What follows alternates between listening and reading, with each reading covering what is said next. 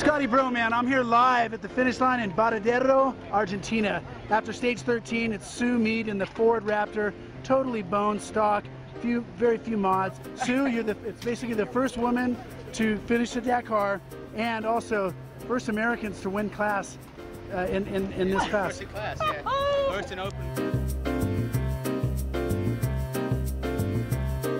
And today I'm going to talk to my friend and colleague who has done something special, a lot of things special. And she is Sue Mead, and most recently she drove a Raptor, a wonderful Ford pickup truck in the Dakar and won her class. I'm really impressed with what you did. Now tell me what it was exactly. The Dakar Rally is known as one of the 5 top adventures on the planet. It's also the world's longest and most grueling motorsports race.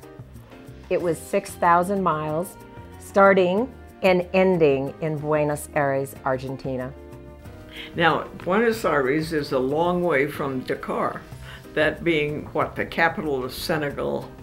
And it used to be in Africa, right? It started out, what, in the late 70s as the Paris-Dakar. Everybody started in Paris and ended up in Dakar.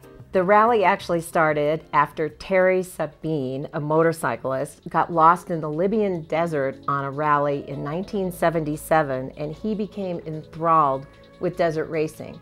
So he came up with this idea of asking motor enthusiasts to begin a rally in Paris. And of course it involved a transfer at some point by boat and ended up in Dakar, Senegal. And it gained great notoriety around the world.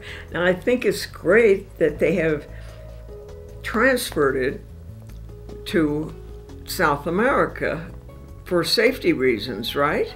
That's right. I think you know that I did the rally for the first time in 2000, so 11 years ago. And I was a navigator, or co-pilot, as they say, for Darren Skilton. And that year during the rally, there were terrorists hiding out in the Sahara Desert who wanted to do harm to us. So we had to be airlifted to Libya for safety, which was a bit of a strange thing as an American. We weren't even allowed to go to Libya at that point. But really it was in 2008 when the rally was going to begin in Lisbon and in Dakar as well, that Al-Qaeda terrorists did harm and actually killed some French tourists and some of the Mauritania military. And at that point, the rally was called to a close. So in 2009, after Argentina and Chile asked the rally organizers to consider using their four-wheel drive tracks and coming to their countries, the rally began there in South America. But the nice thing is, the name Dakar has such a history and such a sound. There are bones in it, and it's just really a wonderful word. And it really now, it has nothing to do with Senegal anymore, except a memory. But the name now has become to mean spirit of this kind of rash event, because it really is, they call it, what, a super raid or something like that? Right, a raid, yeah. Which does mean a rally, but it's an extreme rally. Yeah.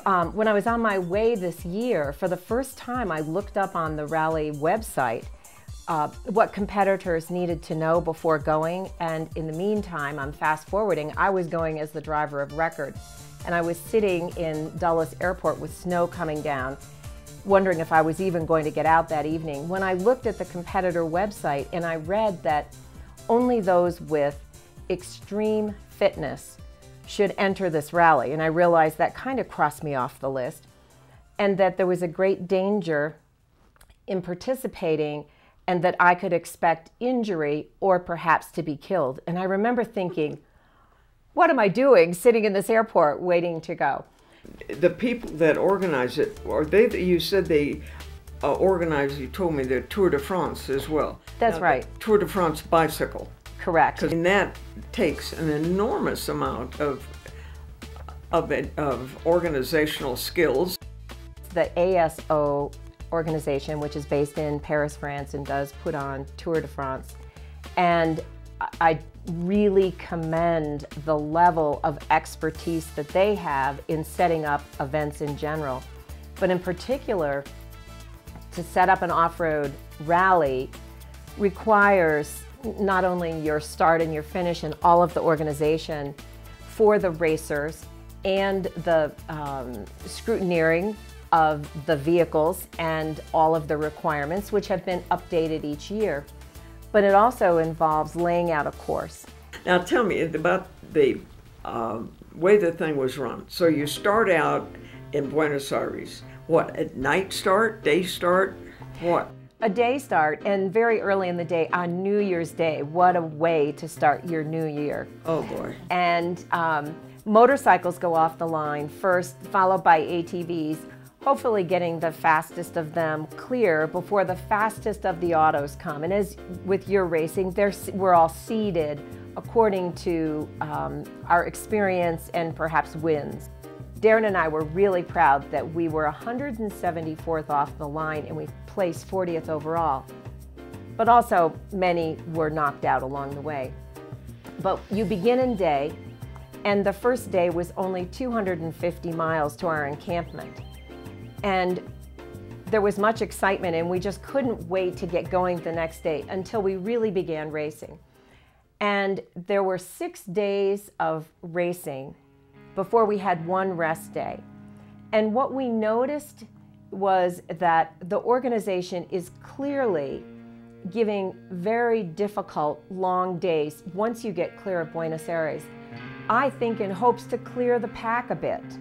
And And so those first days were extremely difficult and extremely long. Sort of shake them out, the ones that are, the loose ones fall to. Exactly. And by the halfway point, you have half the competitors. We were about 430 teams that went off the start. And by the halfway point, about half, a little more than half, were still there. Well, now, did you, you had stops every night then? Yes. After, say, how many hours? Our shortest day of racing was perhaps 7 hours, 6 to 7 hours, let's say. And that can be due to the terrain, yeah, or no breakdowns or not getting stuck. But our longest day of racing was about 22 hours. And we had 2 hours sleep in the middle of the desert, and then we had to begin again. And so in a 48-hour period of time, we were actually, believe it or not, racing for 46 of the 48 hours. So you swapped off driver. Now you were the lead driver, and that you were what they called driver of record. Driver of record. And this is your first time that you have been driver of record and not just a tag-along journalist or a navigator or whatever. Mm-hmm. Wow. It was really exciting. I spent the last 10 years after doing the Dakar with Darren doing some other off-road races like the Baja 1000. And I must say I began to develop this dream that became a goal that I could become a driver of record in the Dakar Rally. And of course, at that time, it was Paris-Dakar that I was thinking about. And over time, I really started to think, why not? You said you knew what truck you wanted. What truck did you want, and how come you came to that decision? Well, first I'll say I've driven every off-road vehicle, every truck and SUV marketed in the United States and many from beyond over the last 22 years going into Dakar, and taken many on extreme expeditions. Land Rover vehicles, Jeep vehicles, many really tough vehicles. But when I met the Ford Raptor in the Anza Borrego desert, I really did fall in love with the truck. What I liked about it is that it's a stock production F-150. It's 7 inches wider, it's taller, it has bigger tires. But it has been built, engineered to go fast, and really go fast, to do desert racing. And there was nothing like it, there still is nothing like it, that is a stock truck that you could drive to work and then go desert racing with on the weekends. Here you are out in the very core of nowhere, and yet they were keeping tabs on you. How did they do that? Well, I have one very funny story. We were literally in the middle of nowhere, and all of a sudden this French accented voice said, "Race 374, hello, hello," and I couldn't, it made no sense to me, so I said to Darren, "Is your cell phone on?" And that made no sense because there was no cell coverage. And Darren said, "No." And then this voice spoke from above and said, "We are looking for Moto 79. Moto 79 has a motorcycle. Motorcycle has pulled its distress beacon. Please advise. Let us know immediately if you see Moto 79 immediately." And we knew also that that would mean, should we find this person, that we would be required to stop and help. One of the things I truly love about the Dakar is that you will not only be penalized, you will not come back if you pass up an accident or anyone in need of help. And now they have worked out a wonderful system whereby you have a button in your car that you push and you say, "I am helping someone," and usually you might be calling that in. They make note of the time. And then when you push the button a second time and resume, that time is deducted from your race day. Well, now you said too, the way they know that you have been to a checkpoint, I mean, they don't have someone sitting out there in the desert checking you as you go by. How do they know that you have made that particular checkpoint? Well, that's another new or updated system that's really wonderful. It's kind of like going through the checkout line in the supermarket and the data code on something pings into the computer and tells the price. Well, Dakar has found a way to enter a series of navigation and waypoints, if you will, throughout the course of a day. There could be, a small number would be 10. A longer rally day would have 20 or 30 waypoints that you must hit along your route. And in the past, when we were in Africa, we had to be within a 2-kilometer distance to get the first ping, and that ping says you're within 2 kilometers. You're within 2 kilometers of where you need to arrive. Now it's 800 meters.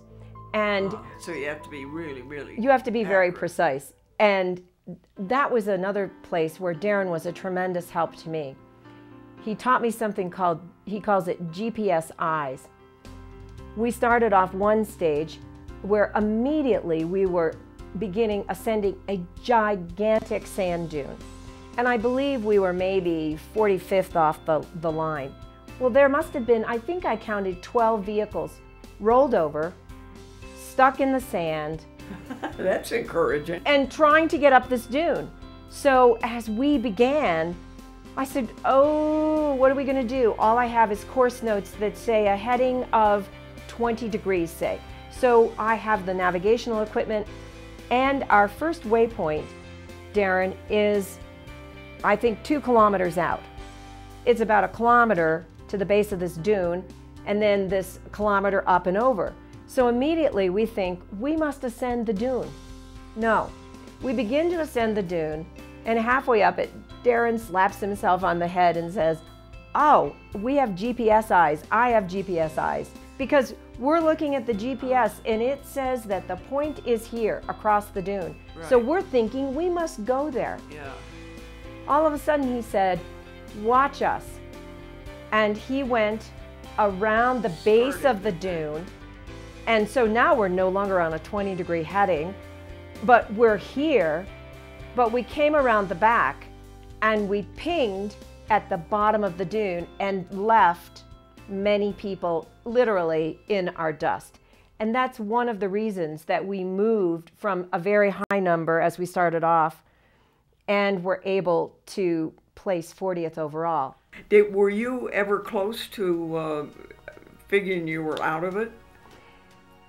You know, the time that we were stuck with our back end into the sand, I knew that we needed help to get out. We could not get out. And we were also completely exhausted and reaching a point of just really overheating. And we had a lot of miles to go. So it was a difficult situation. I counted 16 vehicles in this valley in the middle of nowhere. And Darren and I we weren't going to give up. We knew we couldn't go into it, and we knew we had to get out over this pass. So we began riding up and down the ridge of this final lip of dunes.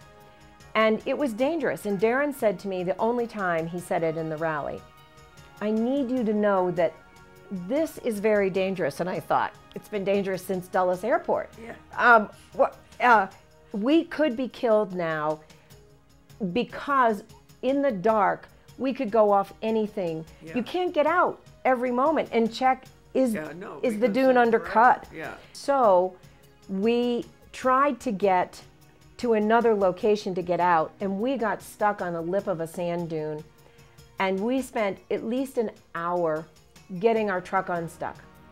And by the time we did, I was shaking with the chill of the night. When the sun came up, I can't even tell you how joyous it was to see light.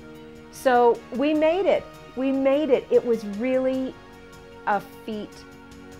Our greatest hope was to get this truck and our 5-person team across the finish line. To finish the thing at all is an accomplishment. But to be first, I mean, when I was racing, I always said, well, the fun of it is in racing, that whatever you finish, the fun is racing. And then I started winning. I said, what was I talking about? From everyone in the U.S., thank you for doing this, and congratulations. Thank you. Thank you.